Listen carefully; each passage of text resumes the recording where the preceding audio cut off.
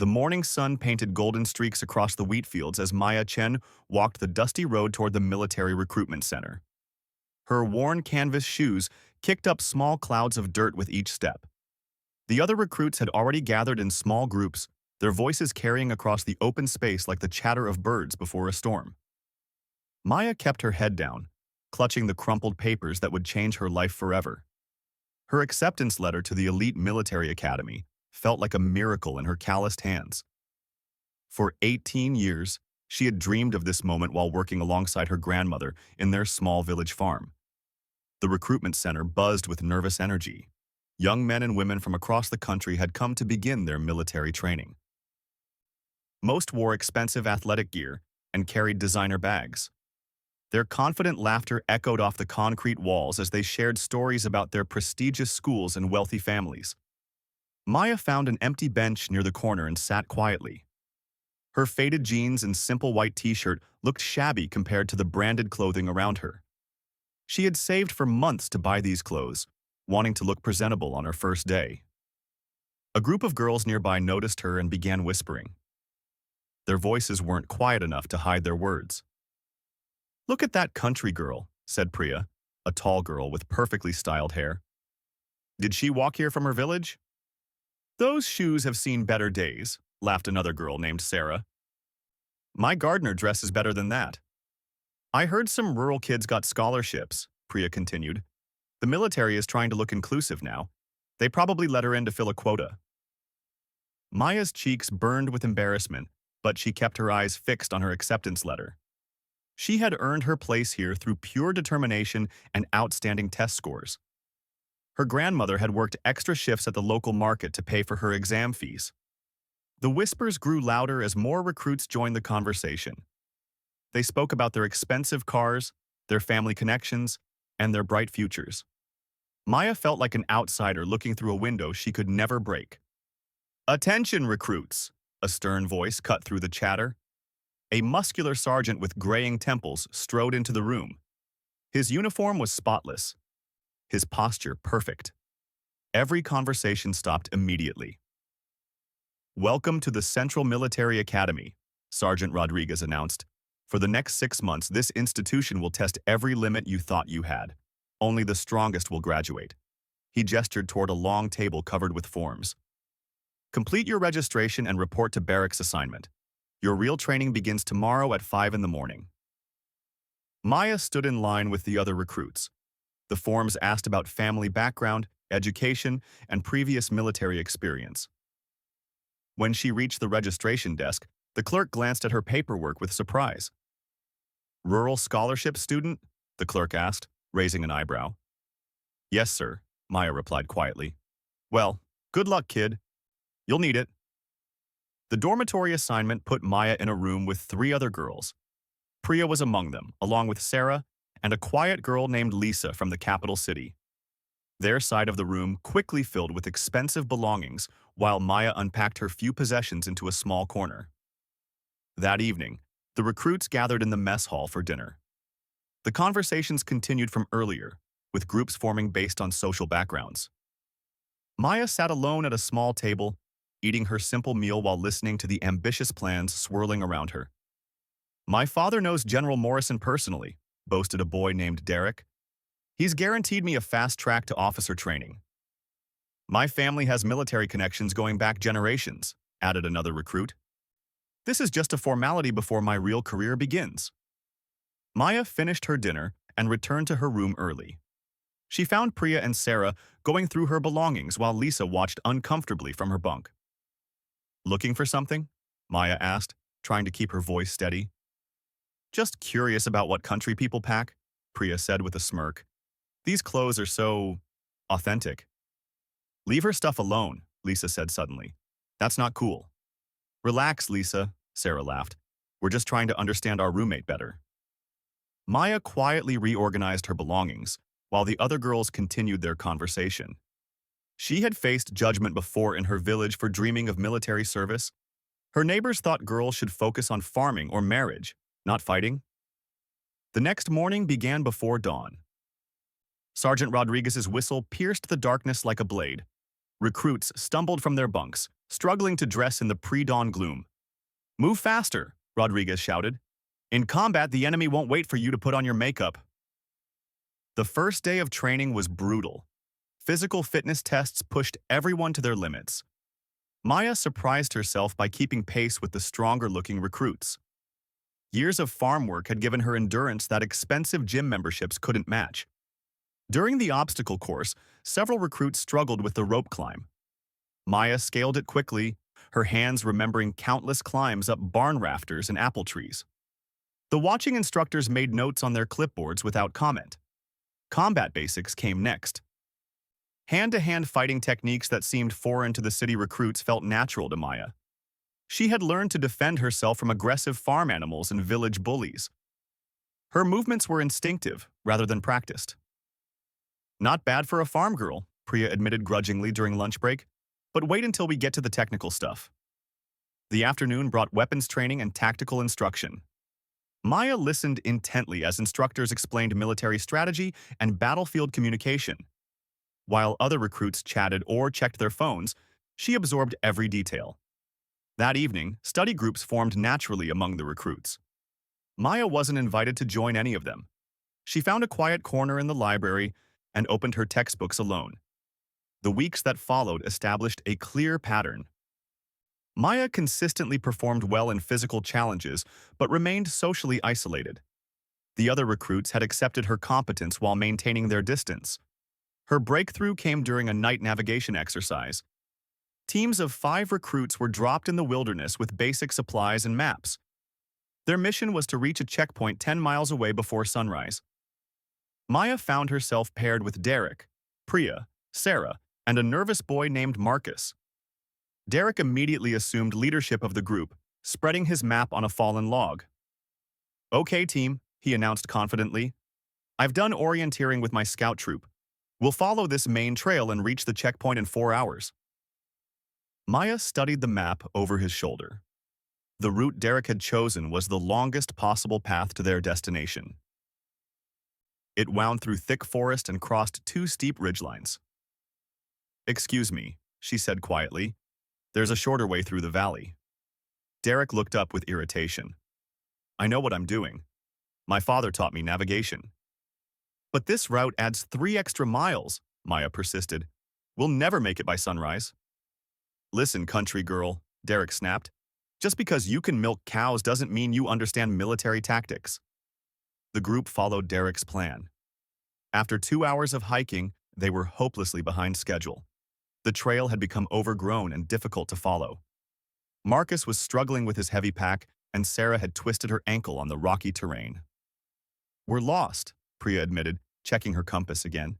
"This trail doesn't match the map anymore." Derek refused to acknowledge his mistake. "We just need to push harder. The checkpoint is definitely ahead." Maya had been quietly tracking their position using natural landmarks her grandmother had taught her to read. The North Star, the moss patterns on trees, the flow of distant water sources. She knew exactly where they were. "The checkpoint is 2 miles northwest," she said calmly. "If we cut through that clearing and follow the creek bed, we can still make it." "How could you possibly know that?" Derek demanded. "I've been watching the stars and terrain markers," Maya explained. "There's a faster route that way." The team was exhausted and desperate.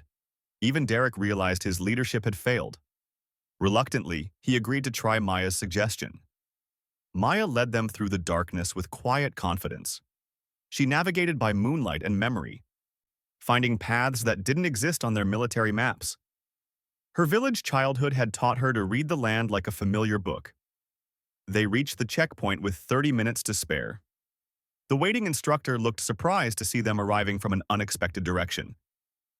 "Interesting route choice," he commented, making notes. "Who was your navigator?"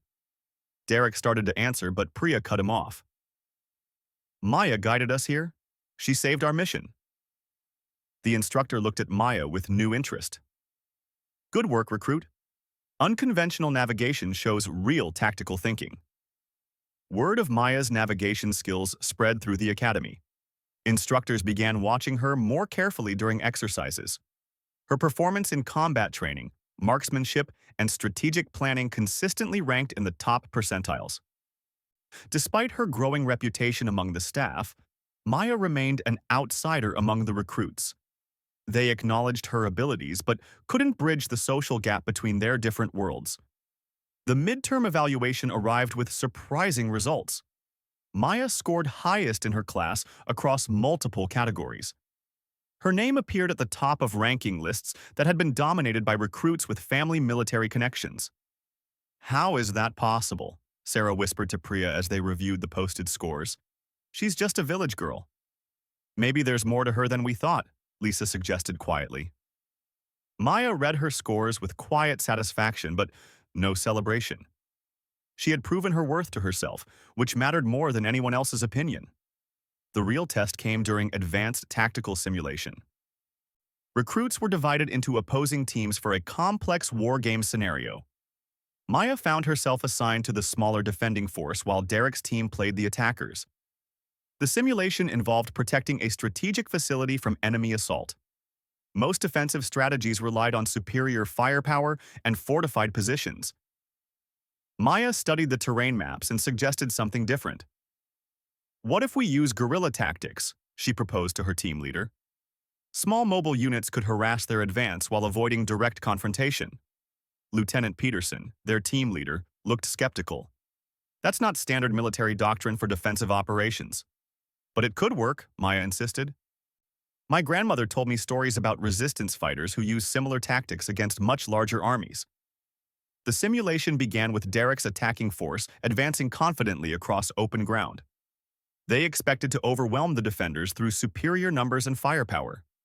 Maya's team implemented her guerrilla strategy. Small groups struck quickly at the attackers' flanks before disappearing into concealed positions.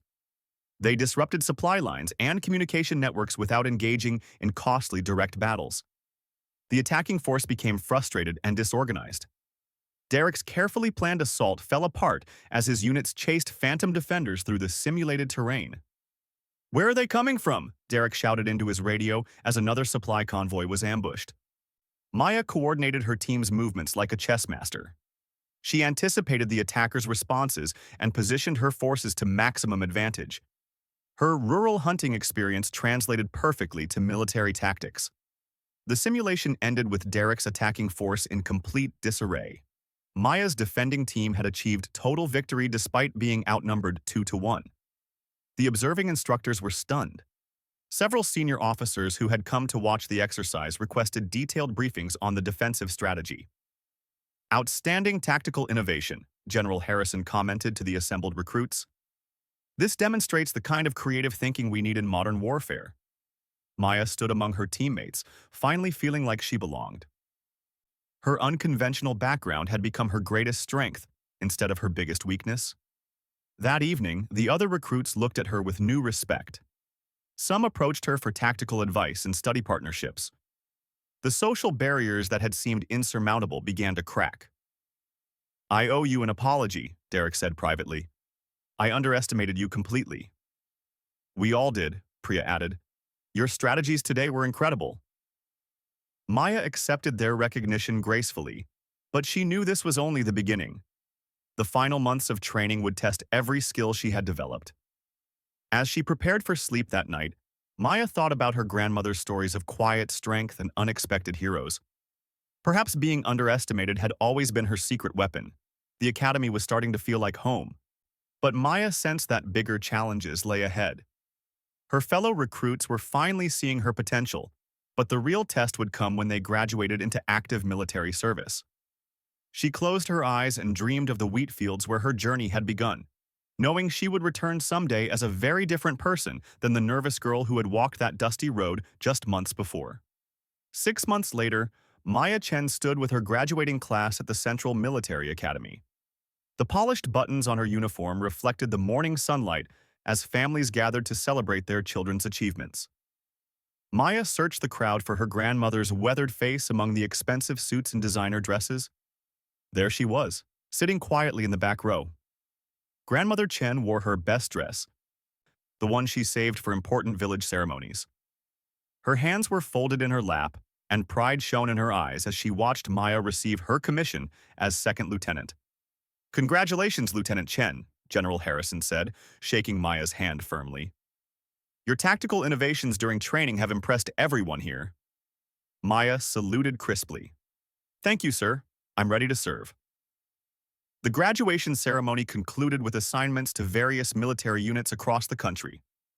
Maya had requested assignment to a frontline reconnaissance unit, hoping to use her unconventional skills in active service. Colonel Martinez approached her after the ceremony. His weathered face and numerous service ribbons spoke of decades in special operations. "Lieutenant Chen, I've been following your academy performance closely," he said quietly. "My unit could use someone with your particular talents." "What kind of unit, sir?" Maya asked. "Special reconnaissance, deep intelligence gathering in hostile territory. It's dangerous work that requires exceptional navigation skills and tactical creativity." Maya's heart raced with excitement. This was exactly the opportunity she had dreamed of. "I'm very interested, sir. Report to Fort Stevens next week. Ask for the Phoenix Company. And Lieutenant?" Colonel Martinez leaned closer. "Pack light. Where we're going, you won't need dress uniforms."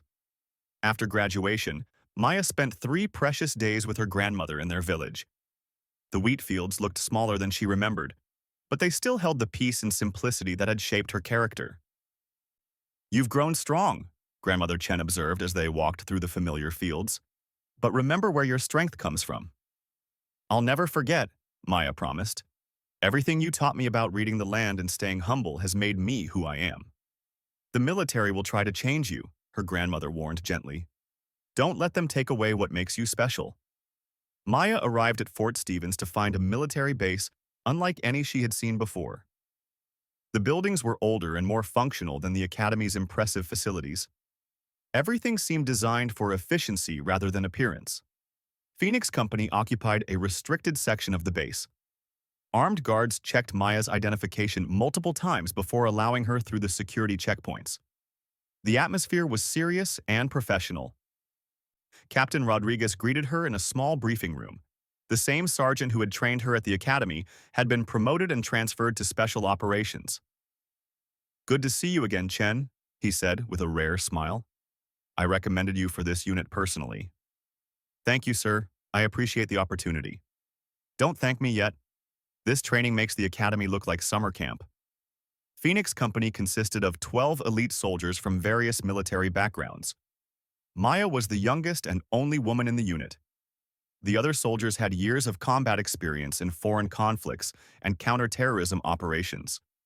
Sergeant Williams, a grizzled veteran with scars on his hands, looked skeptical as he reviewed Maya's file. "Academy star, huh?"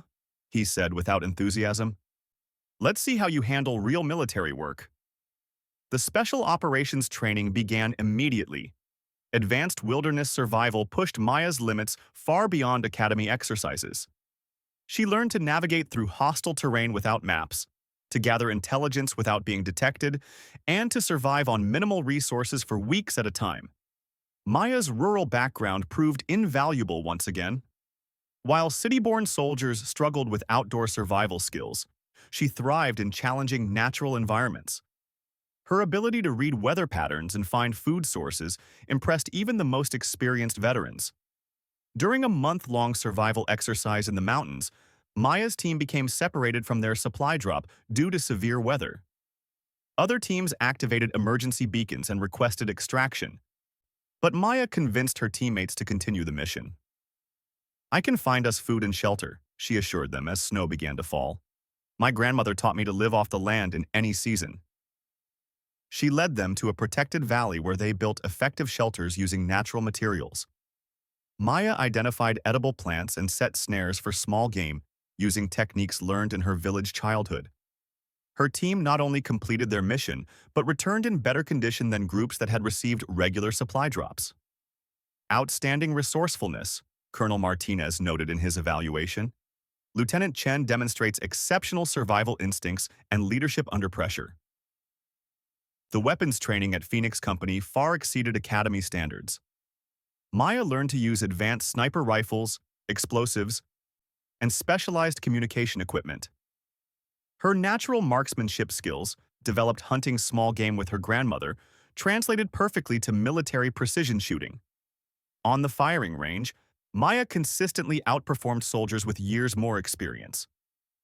Her breathing control and patience, learned during long hours hunting in the village forests, gave her an edge in long-distance accuracy. "Where did you learn to shoot like that?" asked Corporal Johnson after Maya completed a perfect score at 800 meters. "Hunting rabbits for dinner," Maya replied simply. "My grandmother said patience and respect for your target are more important than expensive equipment." The other soldiers began to respect Maya's unconventional background. They realized that her village upbringing had provided practical skills that no amount of formal training could match. Advanced tactical training focused on intelligence gathering and reconnaissance missions. Maya learned to infiltrate hostile territory undetected, gather critical information, and escape without leaving traces of her presence. Her small stature and unremarkable appearance became significant advantages. Military instructors taught her to use ordinary clothing and everyday activities as camouflage.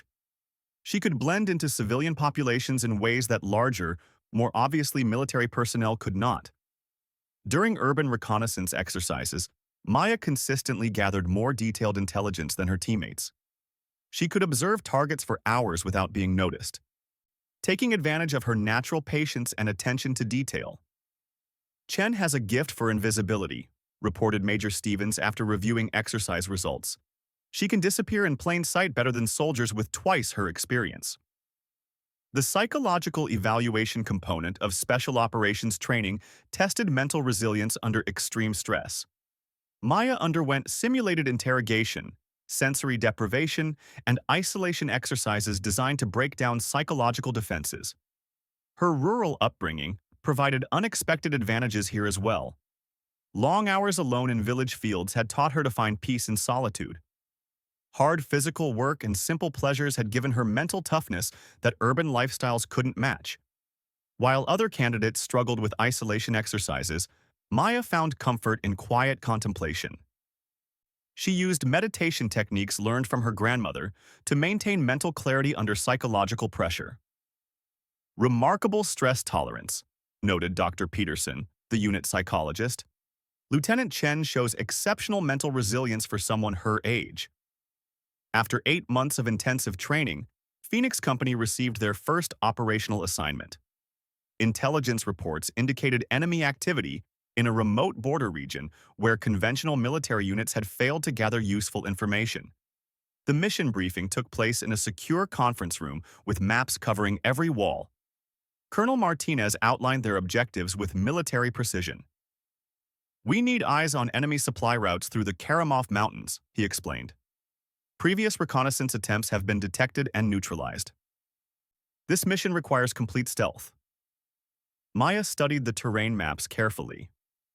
The target area reminded her of the rugged hills near her village, but with additional challenges from hostile military forces.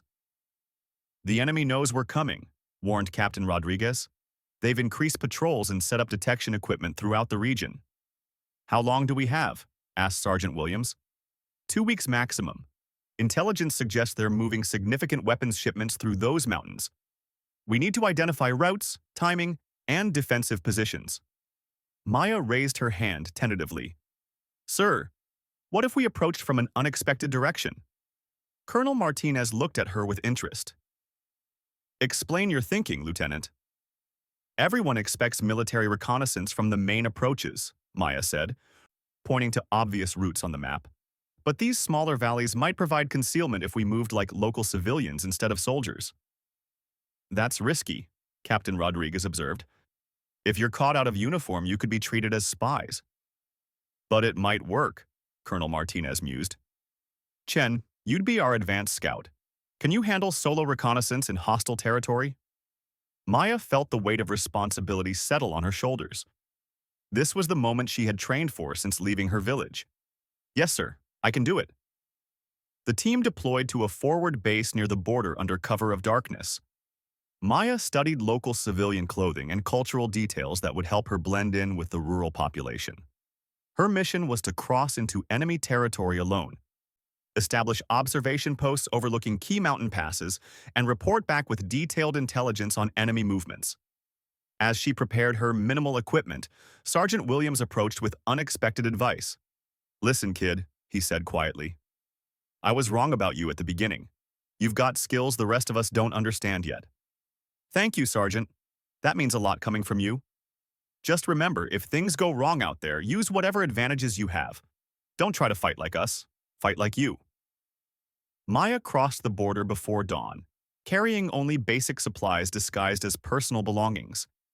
She wore simple civilian clothing that could have come from any rural village in the region. The enemy territory was more challenging than training exercises. Real patrols with live ammunition searched for intruders along predictable routes. Electronic surveillance equipment monitored main roads and obvious hiding places. Maya used her grandmother's teachings to read the landscape for natural concealment. She moved through terrain that maps showed as impassable, finding paths that generations of local hunters and shepherds had used. Her first observation post overlooked the primary mountain pass. Maya settled into position among rocks and sparse vegetation, becoming part of the landscape through patient stillness. For 3 days, she documented enemy supply convoys, noting vehicle types, cargo loads, and security protocols. The intelligence she gathered was far more detailed than satellite reconnaissance could provide. On the 4th night, an enemy patrol discovered signs of her presence. Footprints near a water source and disturbed vegetation revealed that someone had been watching their operations. Maya heard the patrol approaching her position while she transmitted her daily intelligence report. She had seconds to decide between defending herself and preserving her mission. Instead of fighting or running, she did something completely unexpected. Maya buried her radio equipment and transformed herself into exactly what she appeared to be, a young village girl gathering medicinal herbs in the mountains. When the patrol found her, she was sitting calmly beside a small collection of plants, looking tired and lost. "What are you doing here?" demanded the patrol leader in the local language. "Looking for medicine for my grandmother," Maya replied, affecting the accent of rural areas near her village. "She has bad cough and needs mountain herbs."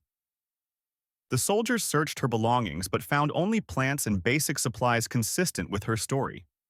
Her genuine knowledge of herbal medicine, learned from her grandmother, convinced them she was exactly what she claimed to be.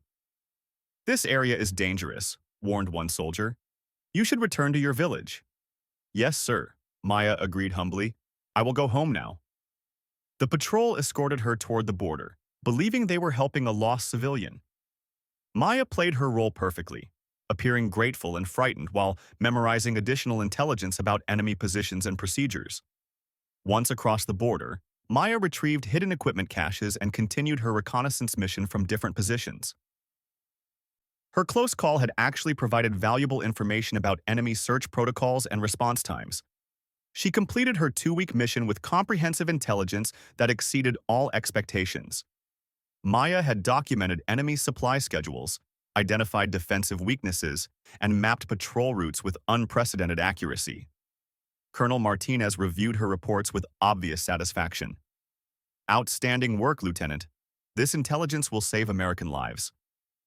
"Thank you, sir. I was just doing my job." "No, you were doing much more than that.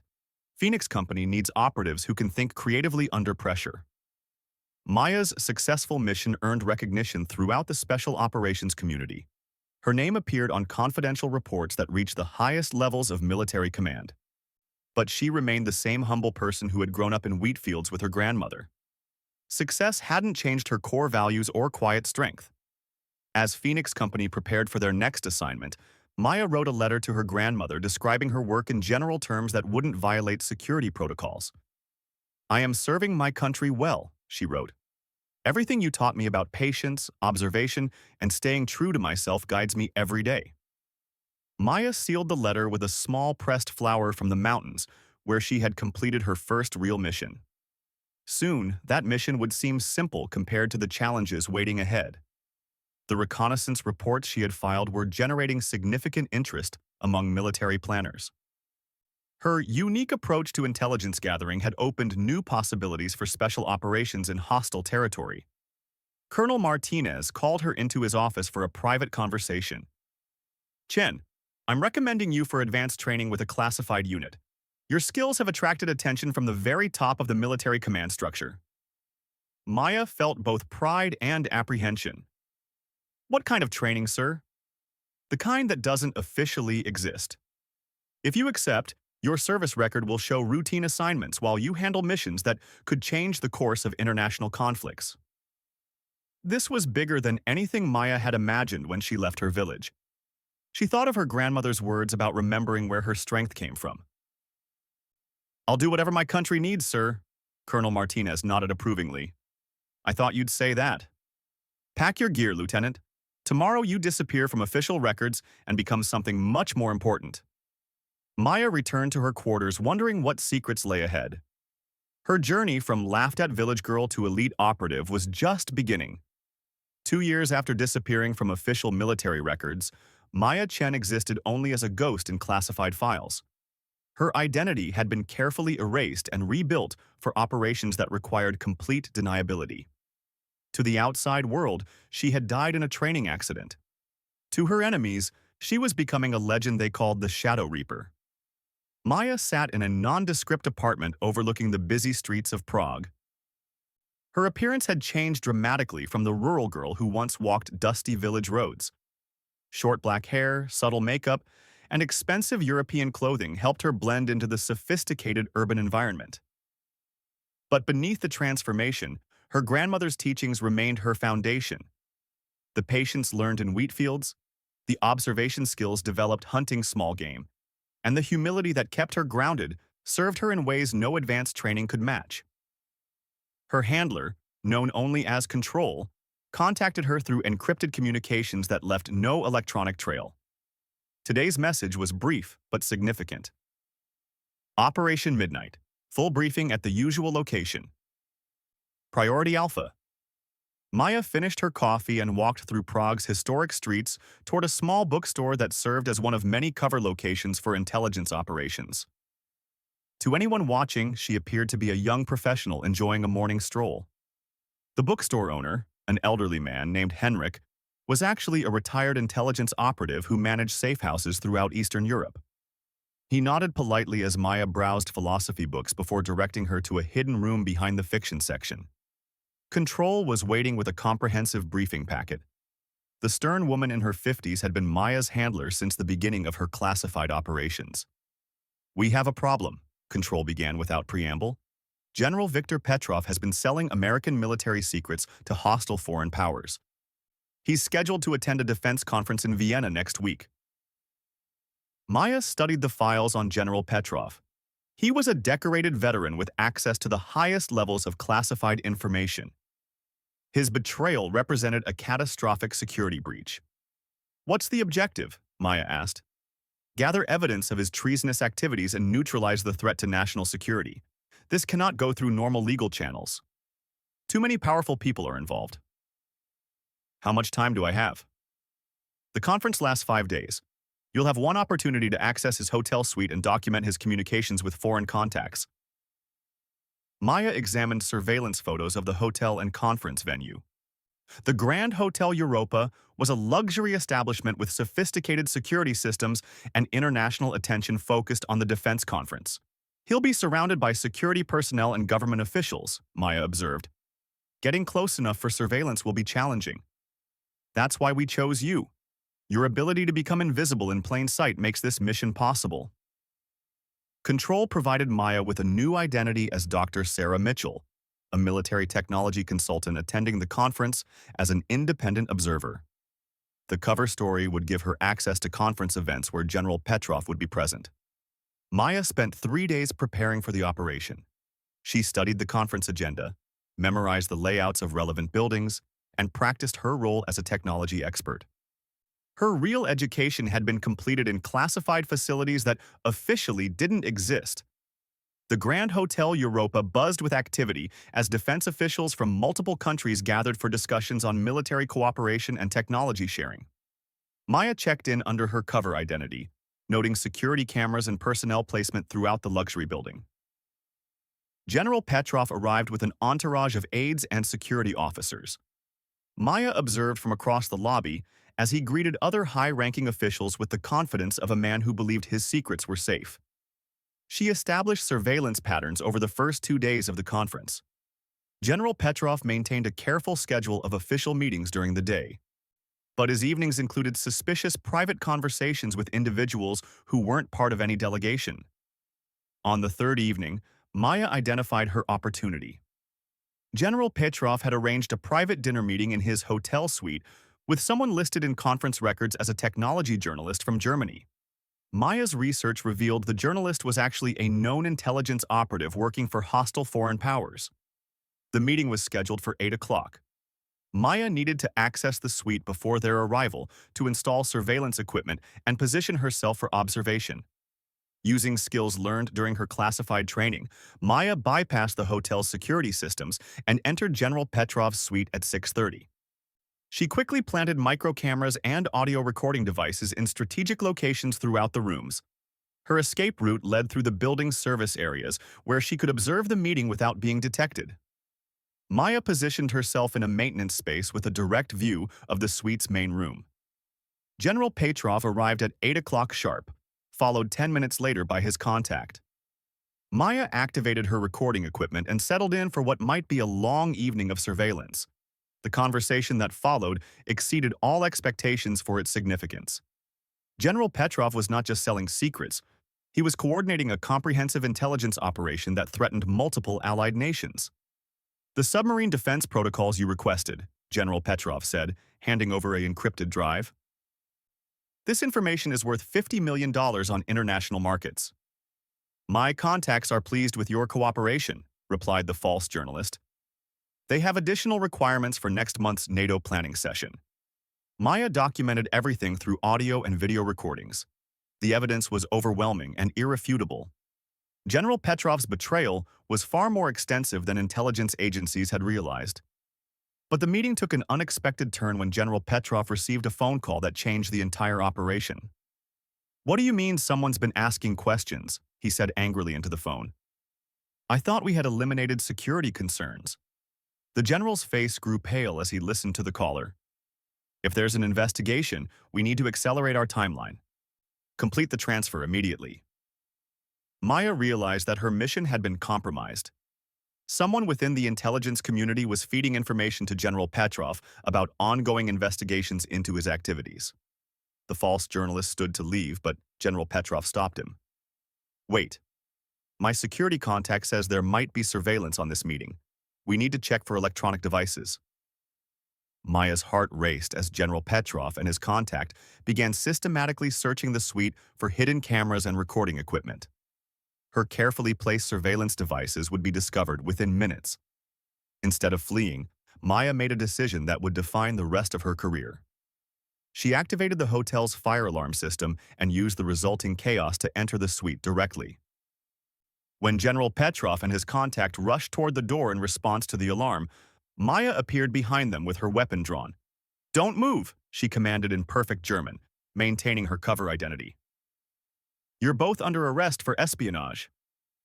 The false journalist reached for a concealed weapon, but Maya's reflexes were faster. Years of training and natural instincts combined as she disarmed him with movements learned in her village childhood and perfected through military instruction. General Petrov attempted to destroy the encrypted drive containing classified information, but Maya stopped him with techniques that seemed to come from nowhere. Her ability to anticipate and counter his movements appeared almost supernatural to the shocked traitors. "Who are you?" General Petrov demanded as Maya secured both prisoners with plastic restraints. "Someone who believes in serving her country," Maya replied simply. Hotel security and local law enforcement responded to the fire alarm within minutes. Maya presented credentials identifying her as a federal investigator working undercover at the conference. The evidence she had gathered, combined with the materials seized during the arrest, provided prosecutors with an airtight case against General Petrov and his network of foreign contacts. But Maya's work was far from finished. The general's phone call had revealed a traitor within the intelligence community itself. Someone with access to classified operations was feeding information to America's enemies. Control met Maya at a safe house outside Vienna after the successful operation. The older woman's expression mixed pride with concern. "Outstanding work on Petrov," Control said, "but his phone call suggests we have a bigger problem." There's definitely a leak in the system, Maya agreed. Someone knew about the investigation before we made our move. We're initiating a counterintelligence operation to identify the source. This requires someone with absolutely no connections to existing intelligence networks. Maya understood immediately. Someone like me. Exactly. Your background and unconventional approach make you perfect for this investigation. But it will be dangerous. You'll be hunting a traitor who has access to information about your real identity. Maya thought about her grandmother's teachings on courage and doing what was right regardless of personal cost. This mission would test everything she had learned about staying true to her values while serving a larger purpose. What do you need me to do? Disappear completely. New identity, new assignment, new life. Track down this traitor before they can do more damage to national security. The next phase of Maya's career would take her deeper into the shadow world of intelligence operations than ever before. She would become someone new while holding on to the core values that had guided her from village fields to international espionage. 3 months later, a memorial service was held for Dr. Sarah Mitchell, the technology consultant who had reportedly died in a hiking accident in the Austrian Alps. The few attendees included professional colleagues who had known her briefly during the Vienna conference. Maya watched the service from a distance, observing faces in the small crowd. One attendee drew her particular attention, a man who seemed more interested in other mourners than the memorial itself. Her investigation into the intelligence community traitor had led to this moment. The man at her fake funeral was Deputy Director Harrison, a highly placed official with access to virtually every classified operation in the intelligence services. Maya had spent months building evidence against Harrison through careful surveillance and analysis of leaked information patterns. Today would provide the final proof she needed to complete her investigation. Following Harrison from the memorial service led Maya through Vienna's sophisticated intelligence network. She watched him make contact with foreign operatives using techniques that confirmed his role as a double agent. The evidence gathering concluded when Harrison transmitted classified information about ongoing operations to handlers working for hostile foreign powers. Maya documented everything through long-range surveillance equipment while maintaining complete invisibility. But Harrison had become suspicious of his own security situation. As Maya prepared to close her investigation, she discovered that the deputy director had identified her real identity and was planning to eliminate the threat she represented. The final confrontation took place in a warehouse district outside Vienna, where Harrison had arranged to meet his foreign contacts one last time before fleeing the country. Maya arrived at the meeting location ahead of schedule and positioned herself for observation. Her plan was to document the final intelligence transfer and call for backup to arrest Harrison and his contacts. Instead, she walked into a carefully prepared trap. Harrison had used his intelligence access to learn about Maya's investigation and had planned an ambush designed to eliminate her permanently. "Welcome, Shadow Reaper," Harrison called from the shadows as armed men surrounded Maya's position. "Yes, I know your operational name. I know everything about your classified missions." Maya found herself facing 6 armed men in a situation where conventional military tactics would result in certain death. But her unconventional background provided options that Harrison hadn't considered. Drawing on instincts developed during her village childhood and refined through years of specialized training, Maya became something her enemies couldn't predict or counter. She moved through the warehouse like water flowing around obstacles, using shadows and industrial equipment to create cover and confusion. Her small size and natural agility allowed her to reach positions that larger operatives couldn't match. The confrontation lasted less than 10 minutes.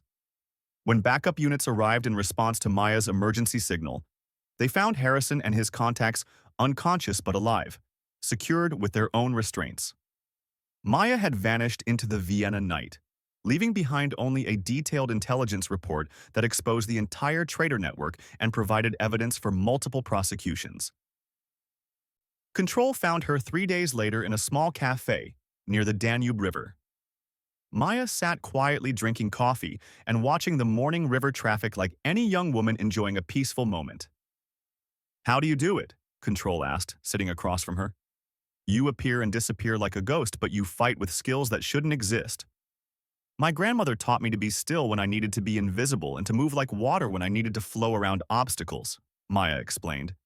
Military training just gave me tools to use with lessons I learned as a child.